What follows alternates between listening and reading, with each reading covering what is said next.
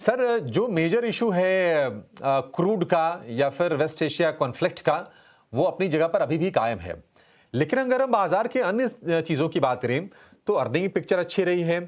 Tax collection के जो data आ रहे हैं वो अच्छे निकल के आ रहे हैं। फंड फ्लोज एफआईज के फ्रंट पर थोड़े सुधरते हुए नजर आ रहे हैं। कितना कॉन्फिडेंस आपका बाजार को लेकर है, और क्या अब ये कुछ दिनों की बात है? बाजार अपनी रेंज से निकल के आगे बढ़ने के लिए आपको कितना तैयार नजर आ रहा है?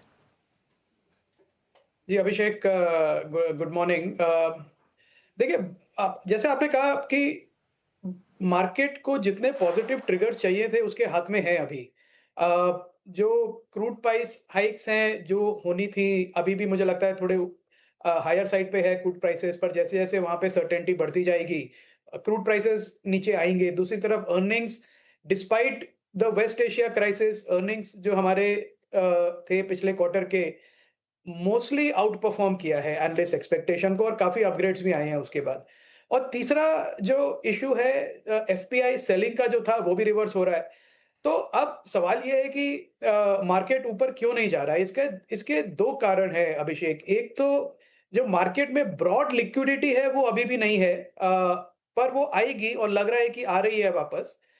दूसरा बड़ा इश्यू जो था कि जो बॉन्ड यील्ड्स थी ग्लोबली, वो काफ़ी स्पाइक कर रही थी, और अब जो 30 ईयर बॉन्ड्स थे 5% के ऊपर चले गए थे यूएस में, और एक ऑलमोस्ट मिनी क्राइसिस जैसी सिचुएशन बन रही थी, जहाँ पे काफ़ी शॉर्ट पोज़ीशंस भी थी यूएस डॉलर बॉन्ड्स में। अब कल जो यूएस फेड सेक्रेटरी ने जो अनाउंस किया कि वो सितंबर 9 से बॉन्ड बाइंग स्टार्ट करेंगे, तो एक बड़ा क्लियर इंडिकेशन यूएस गवर्नमेंट ने उन स्पेक्युलेटर्स को दिया है जो यूएस बॉन्ड्स को शॉर्ट कर रहे थे, इस एक्सपेक्टेशन में कि यील्ड्स बढ़ेंगी और बॉन्ड के प्राइसेस गिरेंगे। तो ये जो रिवर्सल हमने देखा कल, मुझे लगता है कि ये अब ये प्ले आउट करता रहेगा अभिषेक, और इसका पूरा फायदा होगा रिस्क एसेट्स को, जिसमें gold, bitcoin, silver, precious metal जो प्रेशर में थे, इमर्जिंग मार्केट जिसमें इंडिया एक काफ़ी ऊपर आता है। तो मुझे लगता है कि सप सितंबर 9 से और उसके पहले से आप काफ़ी पॉजिटिव फ्लोज़ देखना शुरू करेंगे एफपीआईज़ के भी इंडियन मार्केट में। प्रॉब्लम फिर भी ये रहेगी कि हमारे जो लार्ज कैप्स हैं, उनकी अर्निंग्स अच्छी नहीं रही है और एफपीआईज़ उन्हें नहीं लेना चाहते हैं। तो मुझे लगता है कि जो फ्लोज़ आएँगे भी वो शायद निफ्टी हेवी स्टॉक्स में ना आए, लार्ज कैप्स में ज़्यादा ना आए, पर ग्रोथ ओरिएंटेड मिड और स्मॉल कैप्स में आएँगे। तो मेरी सलाह इन्वेस्टर्स को ये रहेगी कि बिल्कुल अपना एलोकेशन बना के रखिए मार्केट में। जो करेक्शन है उसको यूज़ करिए, पोर्टफोलियो को रीजिग करने में ग्रोथ स्टॉक्स पे फोकस करिए, क्योंकि वहीं पे रिटर्न बनेगा। अभय जी, फिर बाजार में जो स्वीट स्पॉट है, अगर मैं सेक्टर के लिहाज से आपको पूछूं तो वो क्या लग रहा है? और मैं एक और सवाल इसमें जोड़ देता हूं कि बैंकिंग स्टॉक्स पर आपका कॉन्फिडेंस कितना है? और उसमें भी दो धड़े हैं, प्राइवेट पीएसयू, ये डिबेट हमेशा होती है। उसमें क्या बेहतर लग रहा है आपको?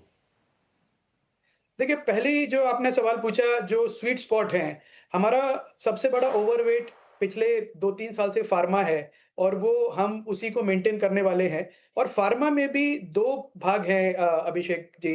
एक तो है जो पुराने लार्ज कैप्स जेनेरिक कंपनीज़ हैं, मुझे नहीं लगता कि वहाँ पे ज़्यादा अपॉर्च्युनिटीज़ हैं इन्वेस्टर्स के लिए, क्योंकि वो ग्रोथ और मार्जिन के लिए थोड़ा चैलेंज रहेगा।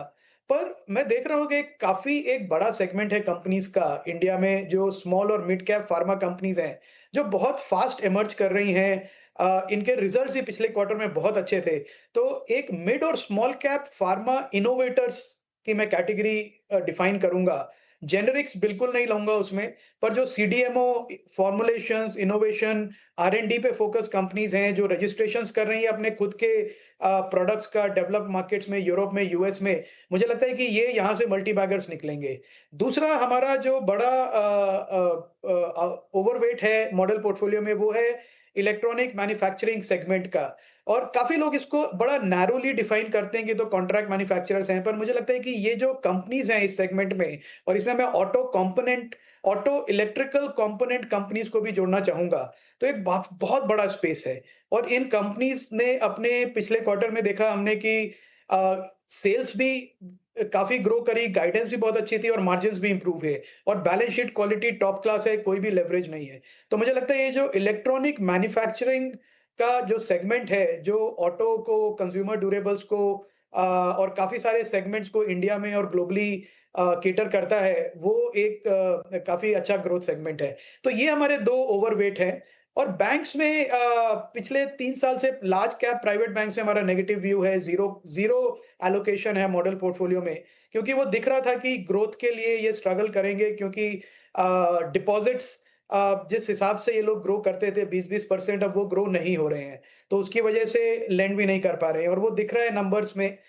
मैं ज़्यादा ऑप्टिमिस्टिक हूँ स्मॉल और मिड साइज़ बैंक्स में क्योंकि इन्होंने काफ़ी अच्छे ग्रोथ नंबर्स दिखाए हैं, जो पुराने एनपीए के प्रॉब्लम्स है वो भी सॉल्व कर लिए हैं। तो मुझे लगता है कि पूरा जो लेंडिंग इंडस्ट्री है, उसमें सबसे बड़ा स्वीट स्पॉट है अभी स्मॉल और मिड साइज़ बैंक्स का और लार्ज एनबीएफसीज़ का। तो एज़ एन इन्वेस्टर मैं इस सेगमेंट पे फ़ोकस करूँगा अभिषेक। और वैसे सर कंजम्पशन स्टॉक्स की बात करें तो हमने देखा कि कुछ-कुछ चिंताएँ रहीं। एक तो मॉनसून को लेकर चिंता रही, दूसरा राइजिंग फ्यूल प्राइसेस को लेकर चिंता रही और वो चिंताएँ अभी भी कायम हैं और काफ़ी समय हो गया कि जब मतलब कंजम्पशन में कुछ सेलेक्ट पैक्स होंगे जहाँ पर पैसे बने हुए अदरवाइज़ इंडिया की ग्रोथ स्टोरी को रिफ्लेक्ट करने के बावजूद भी लोगों के पैसे बन नहीं पाए इस सेक्टर में। आप कैसे एनालाइज करते हैं और आपके हिसाब से विद इन कंजम्पशन बास्केट कहां पर अच्छे मौके हैं? जी, अभिषेक देखिए इंडिया में कंजम्पशन स्टोरी है ये नेक्स्ट 10-15 इयर्स का प्ले है और जो इन्वेस्टर्स को डिसअपॉइंट किया है इस स्पेस ने वो इसलिए किया है कि वैल्यूएशंस ऑलरेडी काफ़ी हाई थी। आप पिछले 3 साल 2 साल के पहले के आप वैल्यूएशंस देखिए जो लीडिंग हमारे कंजम्पशन कंपनीज़ हैं, काफ़ी एमएनसी कंपनीज़ हैं उसमें, वो 50 से 70 टाइम के पी मल्टीपल पे ट्रेड कर रहे थे। तो अगर उस वैल्यूएशन पे आप ग्रोथ ना दिखा पाएँ, जो पिछले 2-3 साल में वॉल्यूम ग्रोथ इतना था नहीं, तो ऑब्वियसली एक प्राइस करेक्शन, वैल्यूएशन करेक्शन होगा। तो अच्छी बात ये है कि कोई डैमेज नहीं हुआ है इन्वेस्टर्स के पोर्टफोलियो को, कोई शार्प करेक्शन नहीं देखा हमने प्राइस में। हाँ, बट ये बात एकदम ठीक है कि रिटर्न नहीं बना है पूरे एफएमसीजी पैक में और ये फिर से एक बार दिखाता है कि वैल्यूएशंस बहुत इंपॉर्टेंट हैं, बहुत अच्छे स्टॉक्स हैं, अच्छी कंपनीज़ हैं, पर अगर आप उन्हें बहुत महँगे प्राइस पे लेंगे तो आपका रिटर्न नहीं बनेगा। अब मुझे लगता है कि जो रीसेंट ट्रेंड्स हम देख रहे हैं, इंडिया में कंजम्पशन बहुत स्ट्रॉन्ग है और एक सिर्फ़ एफएमसीजी पैक से अगर आप अपनी नज़र हटाएँ, तो electronic consumption retail consumption, retail delivery का जो बिज़नेस मॉडल इमर्ज हो रहा है और काफ़ी जो न्यू एज कंपनीज़ हमने देखी जो डी2सी बिज़नेस कर रही हैं, आई थिंक काफ़ी अपॉर्च्युनिटीज़ हैं इन्वेस्टर्स के लिए। रिस्क सबसे बड़ा इन्वेस्टर्स का हमेशा रहेगा कंजम्पशन पैक में क्योंकि सबको ईज़ी लगता है उसमें इन्वेस्ट करना कि वैल्यूएशन जो है वो बहुत हाई हो जाते हैं। तो अगर आप टाइम करें इन स्टॉक्स को उस समय जब पार्टिसिपेशन लो है, इन्वेस्टर्स डिसअपॉइंटेड हैं, तो मुझे लगता है कि 1-2 साल के लिए अच्छा रिटर्न मिलेगा कंजम्पशन स्टॉक से। ठीक है। ये राय होगी। एक और स्टॉक है उसकी ज़्यादा हम बहुत चर्चा करते नहीं हैं, मतलब एक और सेगमेंट है, वो है पावर का। और पावर हमने देखा कि पोटेंशियल तो है, कैपेक्स भी खूब हुआ है। डेटा सेंटर से भी आगे हो सकता है कि डिमांड निकल के आए, लेकिन ये फ्यूचर की बात है अभय जी। लेकिन टाटा पावर है, एनटीपीसी है, आरईसी, पीएफसी जैसे शेयर हैं। अगर आप पिछले साल भर देखेंगे तो लोगों के पैसे बने नहीं हैं और एक समय आता है कि दिसंबर के बाद जनवरी फरवरी से थोड़ा सा डिमांड बढ़नी जब शुरू होती है समर की, तो शेयर चलने शुरू होते हैं, उसके बाद फिर ये भी फिजल आउट हो जाता है। आपकी राय क्या है इस सेगमेंट को लेकर?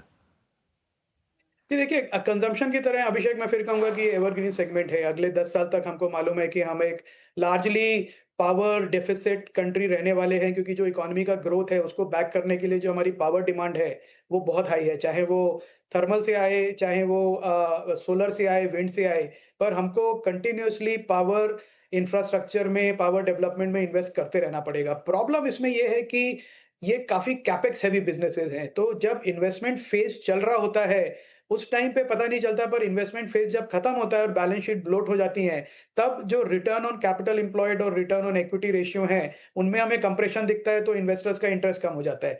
तो ये साइक्लिकल बिज़नेसेस हैं अभिषेक, जब कैपेक्स साइकिल खत्म हो गई है तब इन्वेस्टर्स को इसमें आना चाहिए क्योंकि वैल्यूएशंस तब उस समय कम होते हैं और जब एक तेजी में हो पूरा सेगमेंट तब मुझे लगता है इन्वेस्टर्स को एक टाइम पे इसमें प्रॉफिट बुक कर लेना चाहिए। ये सेगमेंट पावर सेगमेंट कोई मल्टी बैगर क्रिएटर नहीं है। ये आपको एक जो शुरू के जो मल्टी बैगर्स क्रिएट होने थे इस सेगमेंट में वो हो गए हैं और अब जो है वो इन्वेस्टर्स को एक स्टेडी रिटर्न मिलेगा और उससे ज़्यादा इन्वेस्टर्स को इन स्टॉक से और इस सेगमेंट से एक्सपेक्ट भी नहीं करना चाहिए। ठीक है, स्टडी रिटर्न्स मिल सकते हैं।